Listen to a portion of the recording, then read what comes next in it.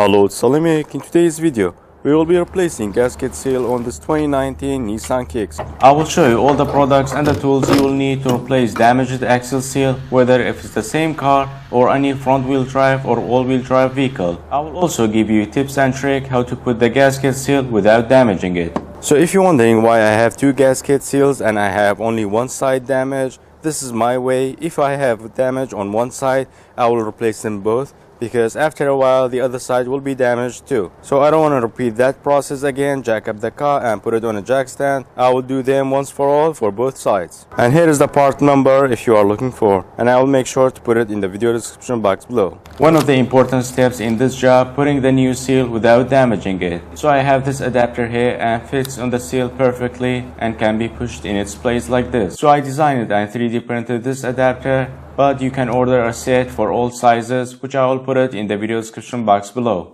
The good thing about this adapter, it will divide the force on the seal and not on one side. And the last thing, avoid using any metal sharp object on the seal, otherwise it will start leaking fluid again even after replacing the seal. We will also need about 2 liters of the same transmission fluid, because when we pull the axle out, some of the oil will be spilling out until we put the axle back. Another important step to locate transmission fill-up location, which is here. Let's remove it with using a small flat screwdriver by pushing this tab. The idea of removing fill-up plug first, when you have a low fluid in the transmission and you can't remove it to fill it again, then you won't be able to drive the car also. So it's important to remove the fill-up plug first, that you will be sure that you can tap it with new fluid again. Let's loosen the lug nuts the side you are willing to replace the axle seal. Next, let's jack up the front from the subframe and put it on a jack stand, so we can safely and easily walk under the car. When you put the jack stand, make sure to put it under a strong part of the chassis, like here but not here. You can feel it's solid here, and here is for the other side as well. So after lowering the jack on the jack stands, I like to keep the jack under the subframe for extra safety, but I like to keep it away from my working area. So I will put it on the driver's side while I'm working on the passenger side seal.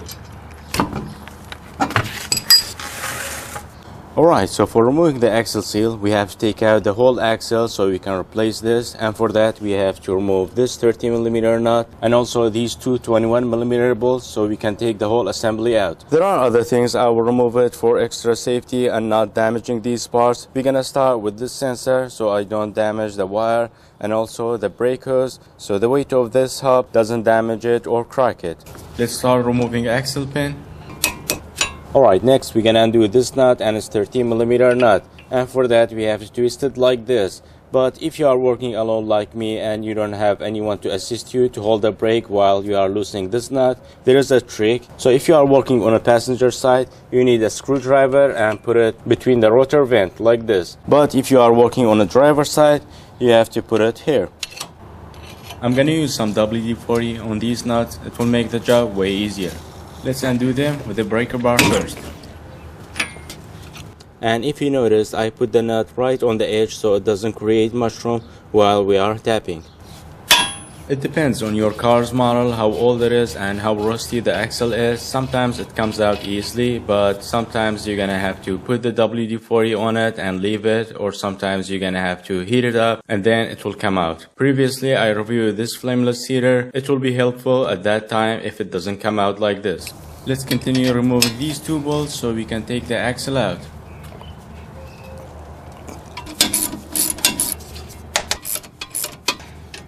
Before removing these two bolts, I'm gonna remove the brake hose and also the sensor.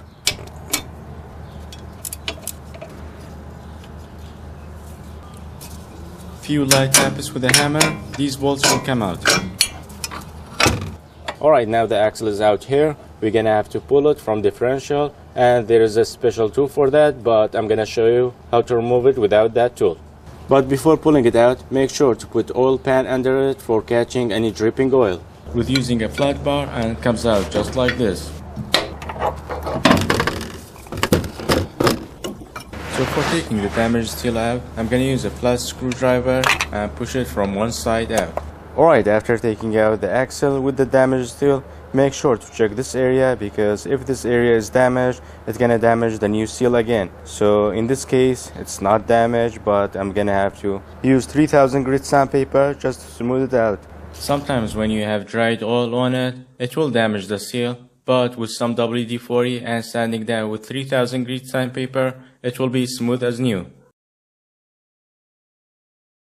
Alright, so for putting the new seal in, I'm gonna use this adapter. The good thing about this adapter, it's not gonna damage it while we are putting it back, and second, it will divide the force and it will be evenly separated on the seal. Making sure everything is clean, let's install the new seal with the adapter. We're gonna have to tap it gently until it will be flush with the surface, just like this. Let's put the axle back. So when you're putting the axle back, make sure don't hit the seal, otherwise it will damage it. And then you're gonna have to lightly twist the axle till you feel the teeth are meshing together, and then one push, it will lock its place.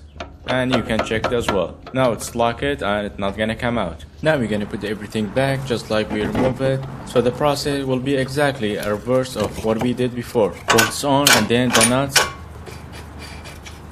Next the axle nut. We will tighten these two first, and then we're gonna put the brake hose back and also the traction sensor. We're gonna torque these two nuts 114 Newton meter. And for the axle nut, I'm gonna rotate it so I have a good angle and then torque it down to 270 Newton meter. So in this moment, you can use a screwdriver and put it in the rotor vent so it doesn't rotate, or have somebody to hold the brake while torque it down.